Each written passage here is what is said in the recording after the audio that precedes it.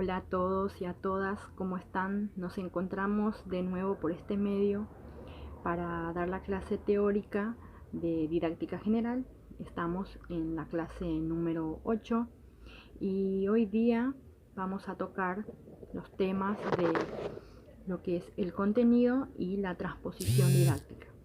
Pero antes de empezar a dar la clase, vamos a repasar brevemente los temas tratados por la profesora Sabrina en la clase anterior, en la clase número 7, que era del currículum. Ella abordó el tema del currículum, a qué se refiere el currículum, qué es el currículum, también a los tipos de currículum que existen, los fue nombrando, explicando, y también la participación de este docente en la construcción y en el desarrollo de este currículum.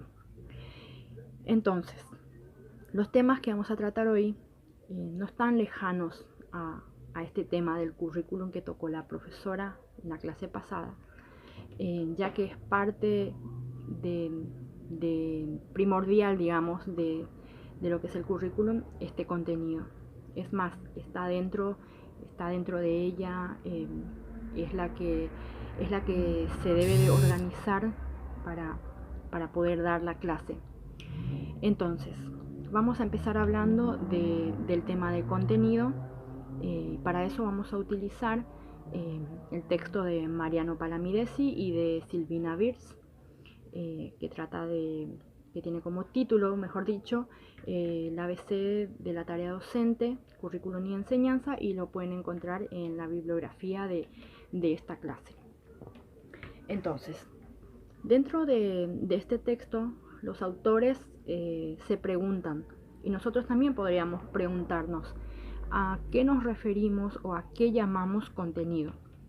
Y primeramente podemos decir que dentro de un proceso comunicacional, si el docente es el emisor y el alumno es el receptor, el contenido vendría a ser el mensaje. Este mensaje dentro de la transmisión pedagógica, el contenido vendría a ser lo comunicado dentro de esta transmisión cultural que se realiza dentro de la escuela. El contenido es lo comunicado. Es importante resaltar que estos contenidos en la mayor parte no son creados por la docente que va a dar la clase, sino que están creados, están seleccionados por otras personas, por otros especialistas que no están presentes a la hora de dar la clase, a la hora de la enseñanza de estos contenidos que fueron organizados, que fueron seleccionados, que fueron creados, producidos. ¿Quiénes son estos que han creado estos conocimientos, estos contenidos, estos saberes? Lo vamos a hablar un poquito más adelante. Así que volvamos a lo que es el contenido, a qué llamamos contenido. Y podríamos decir que este contenido es un objeto simbólico, es un mensaje, como habíamos dicho más adelante, más arriba, digamos, perdón. Es un mensaje que tiene unas características, y estas características van a depender de modo en que se organicen y en que se seleccionen, que se transmitan, ya que este contenido es una construcción cultural y es una construcción social. ¿Qué significa esto? Que no nace ya listo, ya completo, ya hecho, sino que se va construyendo, también se va interpretando, se puede ir deformando. Esto va a depender de las capacidades, de los intereses que hay detrás de aquellas personas que hacen la elaboración, que elaboran, mejor dicho, estos contenidos. Dijimos de la importancia de la construcción, que es muy importante hablar de la importancia de la construcción social y cultural que tiene este contenido, pero a la vez es importante que este contenido tenga objetos identificados, objetos secuenciados y ordenados a través de un tipo de clasificación que se puede realizar, es que se lleva a cabo este orden, digamos, que necesita el contenido. No solo, como decimos, pensar que es una construcción que no está definido, sino pensar también en que necesita una organización. Y esta organización es la que le va a permitir darle una forma a este mensaje que se quiere transmitir. Y para que se logre esta transmisión, lo que tiene que tener es una cierta eficacia. Entonces, el contenido está organizado, está definido, pero hay que también tener en cuenta que no está totalmente cerrado ni está totalmente abierto. Hay un entrepuertas que se va manejando, en el cual se puede concretar, se puede seguir concretando, se puede seguir llenando de distintas maneras a través de la enseñanza, porque justamente el contenido es una construcción indeterminada. Entonces, es muy importante tener en cuenta esto, la construcción y a la vez el orden que debe de tener. Seguir construyéndose y a la vez seguir teniendo un orden para que pueda tener una forma y de esa manera pueda ser enseñada. Bueno, por otra parte, podríamos también pensar que estos contenidos a ser enseñados no son enseñados justamente de una misma manera, sino que son enseñados, puede haber enseñanza de estos contenidos de distintas maneras, porque los contenidos mismos son distintos. O sea, no se puede enseñar de una misma manera la resolución de situaciones problemáticas, o los tipos de plantas, o características que deben tener la creación de una poesía o de un cuento. Entonces, dentro de los que son los lineamientos curriculares, los contenidos básicos y comunes y el currículo provincial del año 1995, han adoptado justamente esta clasificación de la que habíamos hablado antes, que hay una clasificación que se adopta para justamente tener un orden, tener en cuenta que los tipos de contenidos están abordados de alguna forma en alguna de estas clasificaciones. Estas clasificaciones son 3, y el primero de ellos trata de los contenidos conceptuales, dentro de los cuales encontramos los principios, encontramos las ideas, podemos encontrar los conceptos, los hechos, en fin, hay un montón de contenidos conceptuales dentro de esa rama que podemos encontrar. Por otra parte, encontramos también a los contenidos procedimentales, que se tratan de las habilidades, las capacidades, de las destrezas, de las técnicas, y esto se va enseñando y se va integrando con la primera de las clasificaciones, que es el contenido conceptual que habíamos dicho antes. Después encontramos a un tercer tipo de contenido, que es el contenido actitudinal, en donde podemos encontrar las normas, podemos encontrar los valores y también las actitudes.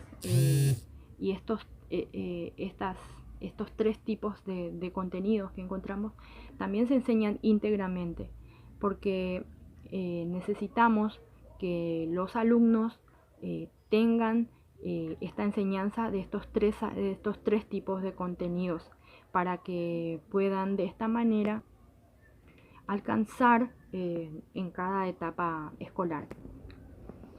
Es decir, que no se trata solamente de la información, del conocimiento enciclopédico, podríamos decir, la enseñanza, sino que tiene que ver todos estos otros saberes que tienen que ver con los procedimientos, como habíamos dicho, que tiene que ver con las técnicas, que tiene que ver con los valores, con las normas, con los sentimientos, decía, porque la información en sí, esto enciclopédico, es solo una porción de lo que se enseña en la clase. Después están todos estos otros saberes que también se deben de tener en cuenta a la hora de la enseñanza. Bien, de esta manera pasamos a otra cuestión, a otra pregunta, que obviamente es del mismo tema, pero pasamos a preguntarnos cómo se eligen estos contenidos que nos enseñan. Porque justamente sabemos de lo infinito que es las alternativas culturales que existen. ¿Cómo se hace entonces esta selección? Y podríamos respondernos que justamente los contenidos son producto de un proceso de selección cultural, porque justamente las culturas son las que producen, las que crean justamente tradiciones, las creencias, las ideas, las formas de pensar que después son transmitidas dentro del sistema educativo, dentro de la escuela. Y es a partir de esta cultura que se extraen y se definen estos contenidos que se van a enseñar. Es importante resaltar que no toda la cultura puede ser abordable dentro del aula, dentro de la clase, porque hay una infinidad, como habíamos dicho. Entonces, ¿qué es lo que se hace? Dentro del fenómeno educativo, lo que se hace es un recorte de aquellos elementos que se identifican como más importantes a ser enseñados. ¿Qué es lo que se hace entonces cuando uno hace un recorte y una elección de los temas a enseñarse? Cuando uno selecciona, lo que pasa es que se deja afuera o se excluye en el recorte a muchos otros temas, a muchas otras formas de pensar, a muchas otras ideas y contenidos que se tienen como para enseñar, digamos. O sea, que en el recorte quedan excluidos varios otros temas, es decir, no se le da la posibilidad, se le cierra las puertas a otros temas, pero esta selección es un requisito, es importante, porque justamente no se puede abordar todos estos temas que sabemos que culturalmente existen. Y esto se hace en todas las naciones, en todos los grupos humanos, en todos los países, se hace este recorte para justamente analizar aquellos que son más importantes, que son más relevantes, que son más necesarios de ser enseñados. Otro tema importante con respecto a este recorte, a esta selección, a esta exclusión de muchos otros temas, tiene que ver con esto de que no es casualidad que sucede, porque década tras década ha sucedido en la escolaridad estos recortes, pero que no son para nada neutros, sino más bien, primero, que hay un tema de restricción de tiempo que limita a que se puedan dar todos los temas. Por otra parte, están intereses particulares que van interviniendo en esta selección de los temas. También están las circunstancias socioculturales, económicas, políticas, que también van interviniendo. Entonces, teniendo en cuenta esto, podríamos decir que hay procesos, que hay instituciones, que hay autores que intervienen justamente en esta selección, en esta organización de los temas, y podemos encontrar tres grandes campos que son los que intervienen de gran manera para poder seleccionar los temas a ser abordados dentro del aula.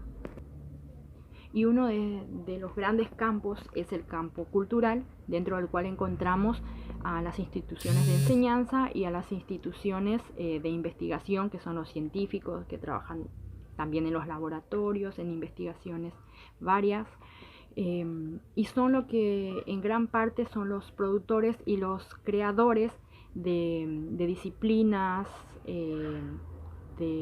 también de ciencias y de cuerpos de conocimiento. Estos son los que organizan, podríamos decir, en buena parte, las materias de estudio. También son los que organizan algunas destrezas, algunos valores, algunos desarrollos de hábitos conductuales, que son características de nuestra cultura actual, como por ejemplo leer, escribir, y justamente este desarrollo de hábitos, de conductas, de comportamientos, también de la mano de estas grandes instituciones de enseñanza que, como dijimos, son características de nuestra cultura, de nuestro sistema educativo, porque por fuera de ella, en otros grupos específicos, digamos, no existe esta posibilidad de, de que se desarrolle estas destrezas que son características del sistema educativo. Por otra parte, podemos encontrar otro de los grandes campos, que es el campo del Estado. Este Estado, a través justamente de las instituciones estatales, son las que influyen en la determinación de los contenidos escolares. La selección de estos contenidos es una forma de intervenir que tiene este Estado. También con el ordenar, digamos, de la selección, organizar y también transmitir dentro del sistema educativo, también es otro modo que tiene de influir dentro de lo que son los contenidos. También son intervinientes, digamos, en el ordenamiento sociopolítico, económico de toda sociedad. Y también otra forma de intervenir que tiene este Estado es a través de la transmisión de algunos elementos que este Estado trata de, digamos, ¿cómo podríamos decirlo?, de meterlos, digamos, de alguna manera dentro del contenido, como son, podríamos decir, los símbolos patrios, o podríamos decir las leyes, los derechos, los deberes, la historia en sí, también son parte influyente de la mano de este Estado. Otro de los campos, de los grandes campos, diría que puede ser también uno de los más importantes por la importancia justamente en lo actual que tiene el mercado, ¿no? Esto del capitalismo y todas las cuestiones que tienen que ver con este capitalismo justamente. Entonces, otro de los grandes campos se trata del campo del mercado, y justamente el campo de lo económico es un terreno fundamental para que nosotros podamos entender cómo es que funciona, o sea, el funcionamiento del poder en las sociedades actuales. Y también se habla de cómo influye en los contenidos escolares, en la selección cultural, en la conformación justamente de estos contenidos culturales, influye de una manera muy fuerte el mercado y lo económico, porque justamente un ejemplo que podríamos dar es que a través de los perfiles profesionales que van demandando las empresas, es que tienden a presionar al sistema educativo. También las actividades económicas hoy día es como que implican mayor introducción de lo que es la ciencia y las técnicas dentro de la producción. Y es muy importante esta parte porque habla también de otra forma, digamos, que tiene de intervenir el mercado, que es a través de lo que se llama la industria cultural, a través de la industria de los materiales didácticos, de los textos escolares, que lo que hace es mercantilizar justamente las actividades escolares. Es muy importante este punto por ello. Así que de esta manera hicimos como un resumen de lo que sería el tema de contenido y cuáles son las clasificaciones que tiene y los campos que van interviniendo para que se pueda seleccionar, se pueda organizar y después transmitir en el sistema educativo. Bien, de esta manera pasamos a otro tema muy importante que también sigue y tiene que ver con los saberes, con el contenido, y nos hacemos una pregunta. Y pensemos en esto. ¿De dónde viene este contenido? estos saberes, estos conocimientos que nos enseñan en la escuela, en el colegio, en la facultad, y cómo es el proceso, o sea, cómo llega a nosotros, o cuáles son los procesos que conlleva estos conocimientos que llegan a nosotros. Entonces nos estamos preguntando por el origen, y vamos a utilizar para explicarlo, para poder tener una mirada del origen de estos conocimientos, de estos contenidos, de estos saberes. Vamos a utilizar el texto de Transposición Didáctica, que es de Yves Chevalar, que primeramente nos dice que la transposición didáctica remite el paso del saber sabio a un saber enseñado. Y por lo tanto dice que existe una distancia eventual que lo separa y que es obligatoria. Esta distancia lo que va a hacer es, dice, que permite al didacta ejercer una vigilancia epistemológica, que un poco más adelante vamos a explicar y vamos a tratar de abordarlo. Bien, entonces volvamos al origen, a hablar un poco del origen de estos saberes a través de la transposición didáctica, aclarando que justamente la transposición didáctica nos dice que los contenidos que pueden ser enseñados dentro del aula podemos decir que provienen de la ciencia en sí, y que estos saberes lo que hacen los especialistas es ir adecuándolo a los contextos, según las clases, según las circunstancias en el que se encuentran, digamos, las personas a ser enseñados por estos saberes, a través de los docentes, obviamente. Entonces, podemos encontrar tres grandes pasos, tres grandes caminos o tres grandes tiempos para poder explicar de dónde se origina, digamos, estos contenidos. Entonces empecemos hablando de uno de los grandes pasos, que es el saber sabio. Es justamente dentro de este saber que se encuentra el origen de los contenidos, de los conocimientos. Es un saber científico. Y cómo nos podríamos preguntar también cómo estos científicos encuentran, cómo es que tienen estos saberes. Y es a través de la investigación.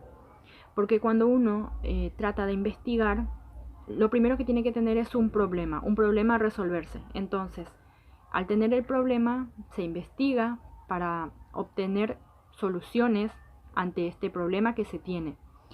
Entonces los científicos, al resolver estos enigmas, podríamos decir, o estos problemas que se les presenta o que se hacen, analizan, digamos, lo que obtienen son resultados ante la investigación.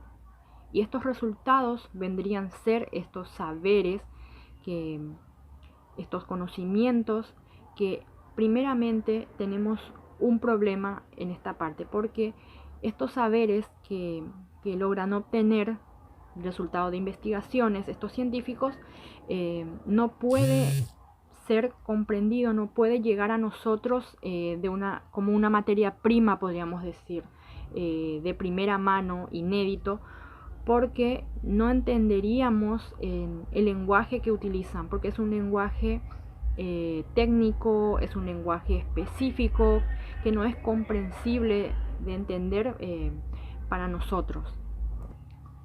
Y es por eso que existe un siguiente paso después del saber sabio, que es de mano de especialistas, es que se va a lograr comprender, interpretar, seleccionar y recortar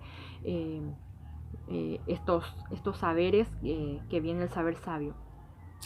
Pero es importante, antes de hablar del paso siguiente, tener en cuenta que debe existir una despersonalización de este saber sabio. ¿Qué significa esto? Que debe tener, que como requisito debe tener un punto de olvido. Un punto de olvido significa alejarse un poco de este saber para que estos especialistas puedan trabajar en él, y porque si no se hace este punto de olvido es tener a este conocimiento tal como los científicos lo obtuvieron, que es incomprensible para nuestros ojos, podríamos decir. Entonces lo que se hace es un punto de olvido, se despersonaliza de alguna manera estos saberes, porque justamente el saber, el funcionamiento del saber sabio de estos científicos es distinto del funcionamiento del saber didáctico que, que nosotros utilizamos o utilizaremos para nuestras clases. Por eso esta despersonalización de primera mano es muy importante. Bueno, de esta manera pasamos a lo que es el saber a enseñar, que es el segundo paso o el segundo camino. En este saber están los conocimientos que se van a enseñar en la escuela, pero tiene que pasar, como dijimos, por manos de especialistas para que puedan hacer un recorte, una selección de aquellos temas más importantes para ser abordados dentro del aula. Y también existen variables que intervienen dentro de la selección de estos contenidos. Habíamos dicho anteriormente cuando hablamos de contenido, y acá lo volvemos a decir, que existen atravesamientos intervinientes sociopolíticos, culturales, económicos, que son esas variables que intervienen cuando se hace esta selección, y estos especialistas están atravesados por este poder y por este control que está detrás de todo lo que tiene que ver con la selección de estos temas a enseñar. También podemos decir que en esta parte justamente es lo que se logra con estos recortes, diseñar justamente los circulares, los reglamentos, los diseños curriculares. Todo eso se hace en esta parte, todos los temas, todo se hace en esta parte. Y todo este trabajo, todo este entramado, todo este camino que se va pasando del saber sabio, el saber enseñado, este saber que primero es incomprensible, después se comprende, donde están los especialistas que trabajan, donde están los científicos que están controlando, donde intervienen representantes de la sociedad, representantes del sistema educativo. Se llama noósfera, como dice el autor Chevalar. Esto es como un hábitat, podríamos decir, en donde se llama noósfera y en donde pasan estas cosas, donde circula el saber, un saber del entorno que va que va creándose, que va organizándose, que se va secuenciando, que se va transmitiendo. Entonces toda esta circulación, todo este tránsito de saberes, de personas, de representantes, de varios sectores de la sociedad, de lo académico, es lo que se llama noósfera, nos dice Chevalar. Bueno, de esta manera también habíamos dicho también que se crean nuevos textos en esta parte, como contraatacando por si existieran algunos problemas en la enseñanza o en el aprendizaje. También hay textos en la enseñanza, puede ser instructivos, guías. También en esta parte del saber a enseñar es donde se van diseñando, se van creando. Y para el aprendizaje también manuales, libros, todo tipo de textos. Es como los especialistas en esta parte como que lo van creando para que puedan ser las herramientas a la hora de la enseñanza y aprendizaje dentro del aula. Después encontramos un tercer paso, un tercer camino, que se trata del saber enseñado. En esta parte se trata, como en el saber a enseñar, había un primer paso de selección de los temas. En el saber enseñado, en esta parte, hay una segunda selección de temas y que es de la mano de los docentes y de los directivos, en donde trabajan en la planificación y también trabajan en tratar de buscar alternativas para poder integrar mejor los conceptos, los contenidos, los temas que se van a abordar dentro del aula y que estén acordes con la realidad escolar, con las circunstancias, con las situaciones que se están atravesando dentro del aula, dentro de la escuela. Y esta selección se ve en el proyecto institucional de la escuela, también se ve al planificar, digamos, en la planificación áulica que realiza este docente, que este docente es el encargado, encargada de la selección, de ordenarlo, de elegir cuáles son los temas que se van a enseñar en el ciclo escolar. También dice que es muy importante esta parte, resaltar que el saber que se selecciona, que se va a utilizar, tiene que estar suficientemente cercano al saber sabio, para que no se produzca, dice, una desautorización de los matemáticos, de los científicos, y debe estar suficientemente lejano del saber de los padres, de un saber común, de un saber banalizado, para que justamente dice que haya que esta distancia que sea adecuada para que no pueda darse una cuestión de ilegitimidad del proyecto a enseñarse. O sea, tiene que estar suficientemente cerca de lo que es el saber sabio, de este saber que es originalmente viene de esa mano, pero también a la vez tiene que estar suficientemente lejano de este saber que es banalizado, que es un saber común, dice el autor.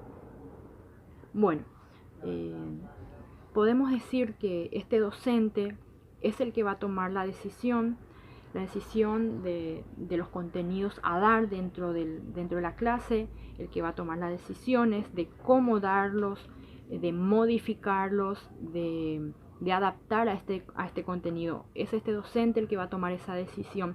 Y es importante, dice Chevalar, que sea una adaptación y no una transformación total o un cambio de contenidos o de temas, que no sea totalmente deformado, podríamos decir, porque justamente lo que se quiere es una adaptación para que se pueda llegar a la comprensión de esos temas y no cambiarlos en su totalidad.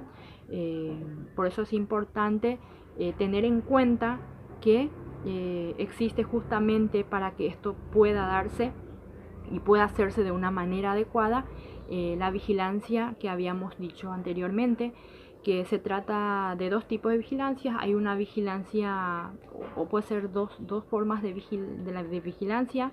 Una es la vigilancia epistemológica, que viene de la mano de los científicos, de los matemáticos, de aquellos que han originado estos saberes, y que son los que se encargan de controlar que estos saberes puedan ser justamente adaptados y no cambiados. Después encontramos a otro tipo de vigilancia, que es la vigilancia didáctica, que viene de la mano del docente y de la institución, podríamos decir los directivos, que son los que se encargan de controlar que estos contenidos que llegan a sus manos no tengan errores conceptuales o errores de imágenes, y de esa manera pueda llegar de una forma adecuada y correcta a ser enseñado. Bueno, de esta manera podríamos decir entonces, en líneas generales, que la transposición didáctica trata justamente de los procesos de adaptación de los contenidos. de los contenidos, de los saberes, de los conocimientos, a través de estos grandes pasos, que es el saber sabio, el saber enseñar y este saber enseñado, que llega finalmente al aula. Entonces, se puede decir que es compleja esta transposición, pero que es muy fundamental, porque supone, dice el autor, un análisis que se va realizando de las condiciones y dice de los marcos que se están llevando a cabo, como la organización y la selección y las normas que tienen que ver con, con lo pedagógico, podríamos decir. Y que esto está detrás de todo acto de enseñar. Por eso hay una responsabilidad de hacerlo de forma adecuada, de intervenir de una forma adecuada, responsable, reflexionando sobre las prácticas que llevamos a cabo, para poder justamente llevar estas acciones a un buen puerto, y como digo siempre, que nuestro fin último es que se pueda lograr enseñar de una mejor manera y que los alumnos puedan llegar a aprenderlo también de alguna manera. No siempre en el aula se aprende, pero de alguna manera lo van a aprender. Por eso es importante hacerlo de una manera adecuada para poder llegar en algún momento a ese fin último, que es enseñar y aprender. Bueno, de esta manera llegamos al final de este video. Ya saben que pueden encontrarnos en los foros de consulta. Sabemos que tuvieron el parcial en la semana, fin de semana. Entonces esperamos que les haya ido bien. Vamos a ponerles un cuestionario en esta clase. Van a encontrarlo al final de todas las actividades y de la bibliografía de esta clase. Van a encontrar este cuestionario, que son preguntas abiertas, en donde los invitamos a que puedan responderlas, que tienen que ver con cómo se sintieron estos parciales, cómo sintieron las preguntas, cómo vieron los temas. Está todo detallado ahí. Y también que puedan responder cómo están viendo las clases, qué necesitamos mejorar. Le pedimos que nos den sugerencias también para poder mejorar las prácticas. Entonces, de esta manera terminamos este teórico y nos encontramos en la próxima clase. Muchas gracias.